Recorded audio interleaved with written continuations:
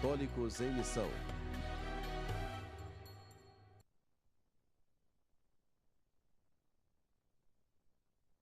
Bom dia, minha irmã.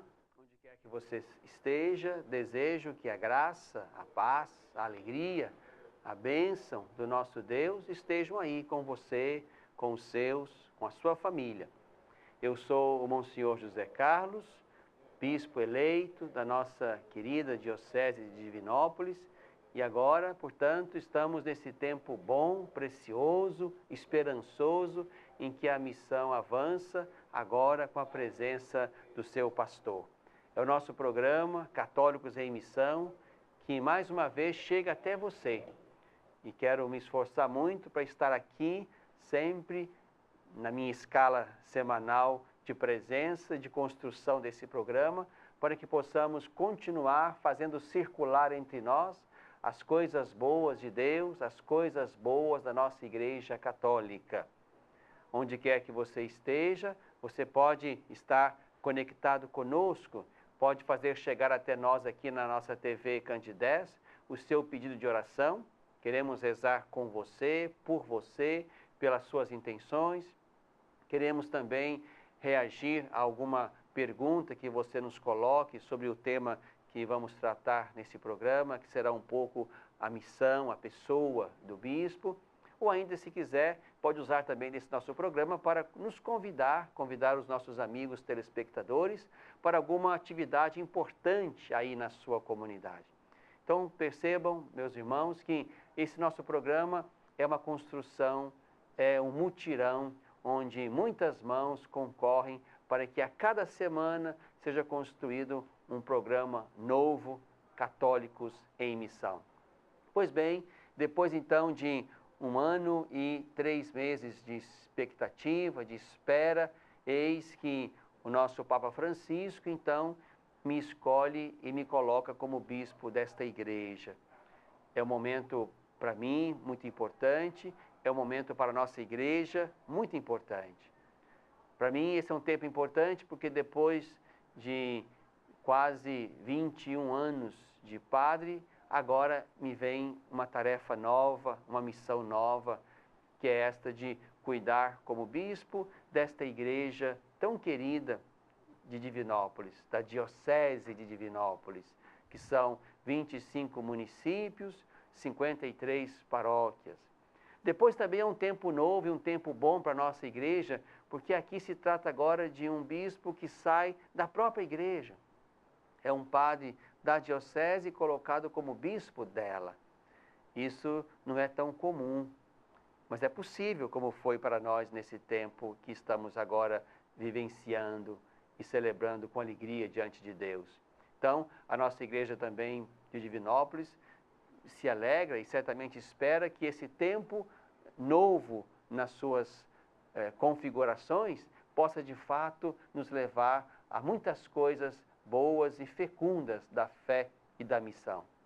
Pois bem, então, neste tempo novo que vamos construir juntos, né, em que o bispo sai da própria diocese e é colocado no governo dela, então aqui nós temos que avançar e progredir pelo menos em 2 direções. Em primeiro lugar, nós temos que avançar na nossa missão de igreja. Nós temos que conservar as coisas boas que temos, e temos muitas, mas temos também que avançar naquelas que ainda não temos, que precisamos, que devemos investir nelas. Por exemplo, as muitas pastorais cujo foco está na sociedade e nos necessitados dentro dela. Então temos que progredir, digamos assim, na nossa missão própria. Como igreja diocesana de Divinópolis, nós temos que continuar colhendo frutos plantados por outros e temos que plantar sementes para que nós e outros possamos colhê-las no futuro. Mas também temos uma outra missão importante, que aqui, como tenho dito, sem pretensões e sem vaidades, nós também podemos e devemos assumir, que é a missão de fazer com que este modelo dê certo. O modelo de um bispo tirado da própria diocese e colocado a serviço dela. Não é? Porque há 2 opções. Ou o bispo vem de fora, como normalmente acontece, ou o bispo vem do próprio clero, como agora é a nossa experiência. Então, se nós, com o esforço de cada um, meu, dos padres, dos leigos, das lideranças, das comunidades, com o esforço de cada um, se nós fazemos esse modelo dar certo, funcionar, como se Deus quiser dará certo e funcionará, nós poderemos então dar esse sinal bonito, luminoso, de que isto é bom, de que isto não só é possível, como isto é, digamos, importante, é quase necessário para que as coisas avancem com mais rapidez e com mais qualidade. Por isso, meu irmão, minha irmã, o que nós queremos nesse tempo novo e bom que estamos começando juntos é exatamente construir a igreja que Deus quer que nós sejamos, a igreja que nós podemos e devemos construir, a igreja que o nosso tempo espera. De modo que estejamos na sociedade, estejamos no mundo, mas como parceiros do bem, como parceiros daqueles tantos outros que, por Deus ou por outros motivos, estão tentando reconstruir de forma boa e correta o nosso mundo, a nossa sociedade. Aqui se trata então de fazer parcerias, de fazer comunhão, de nos dar as mãos para que, de muitos segmentos, nós possamos nos organizar para o bem das pessoas, para o bem do mundo, para o bem da sociedade, sobretudo daqueles que se veem em situação de mais desatenção ou de mais descuido social ou de mais necessidades humanas. Aí, sobretudo, nós, a igreja, e quem quiser conosco estar nessa causa, temos que estar. De modo que ninguém dentre nós sofra mais do que poderia ou sofra além da conta, porque faltou o socorro que não chegou dos irmãos. Queremos sim ser irmãos que se antecipam e vão de encontro às muitas necessidades humanas. Interessante a gente perceber que a missão evangelizadora da igreja, ela tem sempre que ter diante de si duas coisas muito importantes. O primeiro é o anúncio explícito de Jesus. Nós somos igreja, nós não somos ONG, nós somos igreja, nós não somos sindicatos, nós somos igreja, nós não somos corporações. E por ser igreja, nós temos que falar de Jesus, nós temos que anunciar Jesus, nós temos que ler e interpretar a realidade a partir de Jesus. A igreja fala a partir da fé que ela tem em Jesus e a partir da luz que esta fé lhe oferece. Então, a nossa primeira tarefa é esta: falar de Jesus, levar Jesus, plantar Jesus no coração das pessoas, semear os ideais grandes do Senhor Jesus. Essa é a primeira tarefa da igreja. Mas há uma segunda que vem junto e que não pode ser separada, que é o cuidado com a vida, o cuidado com as pessoas, o cuidado com os seres humanos que Deus fez à sua imagem e semelhança. Não há verdadeira evangelização que não seja também promoção da vida, cuidado da vida. Então aqui também, nesse segundo aspecto, nós temos que recuperar aquilo que nós podemos ainda fazer. É preciso falar de Jesus, mas há um homem e uma mulher que estejam sendo respeitados na sua condição humana, que estejam sendo cuidados na sua condição humana, sobretudo de debilidade, de falência, de pobreza, de dificuldade. Então, anunciar Jesus e cuidar da vida humana. Essas duas coisas têm que vir muito juntas quando se trata de dar testemunho da igreja da qual nós fazemos parte. Então percebam, meu irmão, minha irmã, que de fato nós temos que avançar e progredir nisso. A missão do bispo é tríplice, e ela é esboçada em 3 palavrinhas que caem bem para aquilo que o bispo deve de fato fazer. A primeira tarefa do bispo é governar. A segunda, santificar. A terceira, ensinar. O bispo, enquanto pastor da sua igreja, enquanto cuidador do seu rebanho, e não só das ovelhas que estão ali já debaixo, digamos assim, do seu cajado ou no seu redil, mas também de outros tantos que estão fora, que perderam Deus de vista, que creem confusamente, quer dizer, todas essas ovelhas estão entregues ao cuidado do bispo. Então, o bispo é aquele que governa enquanto cuida, enquanto é pastor. O bispo também é aquele que se ocupa de santificar o seu povo, sobretudo a partir dos sacramentos. Claro que o bispo não faz isso sozinho, né?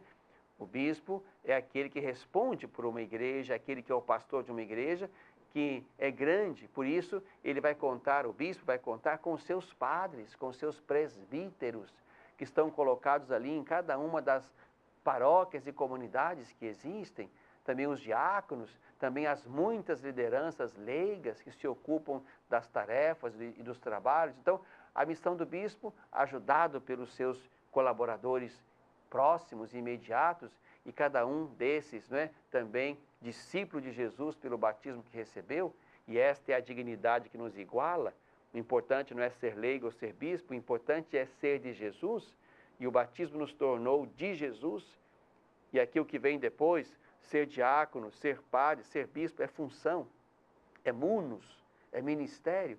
A nossa dignidade fundamental é igual, isto é, a nossa fé em Cristo. Então, o bispo é aquele que, ajudado pelos seus, sobretudo os seus sacerdotes, é aquele, então, que santifica o seu povo pela via dos sacramentos, pela via da oração. Então, é importante que também o bispo se ocupe disso. E, finalmente, o bispo é aquele que tem para si a missão de ensinar. Ensinar as coisas de Deus, ensinar as palavras de Deus, ensinar as verdades de Deus. E a nossa verdade, né, o nosso conteúdo de fé e de verdade é a revelação, é a Escritura, é o que Jesus disse e o modo como a igreja leu isto ao longo dos tempos. Então nós somos chamados, irmãos queridos, exatamente a entender que é por aí também que deve caminhar o meu ministério episcopal, né? No governo, na santificação e no ensino, de modo que assim, né, tendo o bispo como aquele que preside no amor aquela igreja e ajudado pelos seus padres e pelos demais irmãos e irmãs lideranças nas comunidades, nas paróquias, o bispo então é chamado a cuidar e a entregar para Jesus a sua igreja, da qual ele foi pastor e pela qual ele dá dia a dia a sua vida, o seu tempo, o seu coração. Estamos tratando então da pessoa, da vocação do bispo, né? E então o bispo é aquele que tem a missão de governar, de santificar, de ensinar, né? Importante então que seja exatamente aí que se realize o meu ministério e a sua prece, meu irmão, minha irmã, não só pelo bispo, mas pela igreja diocesana, vai ser muito importante, né? Quem reza pelo bispo, talvez reze só pelo bispo. Quem reza pela igreja, reza também pelo bispo, que faz parte, que é personagem da igreja. Então, quero convidar você a rezar. Rezar para que a nossa vivência orante seja, digamos assim, o grande adubo, o grande fertilizante da nossa missão. Deus haverá de reagir a uma igreja que reza. Então, quero convidar você, meu irmão, minha irmã, a colocar sempre a sua prece pessoal, familiar, comunitária, nas intenções da nossa igreja diocesana, de modo que cada um, no seu papel próprio, bispos, padres, os diáconos, os leigos, as famílias, as comunidades, cada um possa exercitar bem na fé, na fadiga da missão, cada um possa dar o melhor de si para que nossa igreja continue avançando na direção dos sonhos de Deus para nós e para as grandes respostas que nós, como igreja, temos que dar ao nosso tempo e ao nosso mundo. Então, quero aqui convidar você, meu irmão, minha irmã, para a nossa ordenação episcopal. No meu caso, eu sou um padre escolhido para bispo. Então, aqui supõe uma ordenação episcopal. A ordenação episcopal vai acontecer no dia 25 de maio, né? É o último domingo do mês de maio, né? Dia 25 de maio, às 4 da tarde, aqui na nossa Catedral Diocesana. Então, 25 de maio, às 4 da tarde na Catedral, é o dia da ordenação episcopal e o dia da posse canônica. É o dia, portanto, em que eu serei ordenado bispo. É a partir de lá, então, que eu serei chamado de fato assim, né? E também a partir daquela celebração eu sou colocado, então, eu recebo a posse canônica da Diocese de Divinópolis. E aqui a coisa é circular, né? Quer dizer, o bispo toma posse da Diocese, a Diocese toma posse do bispo. De modo que é aí, nessa comunhão de missão e de serviço, nessa solidariedade de missão, que um cuidando do outro, o bispo da Diocese, a Diocese do bispo, possamos então avançar na igreja que nós devemos construir. TV Candidez. Aqui a cidade tem muito mais espaço. Fundação Jaime Martins, promovendo cidadania.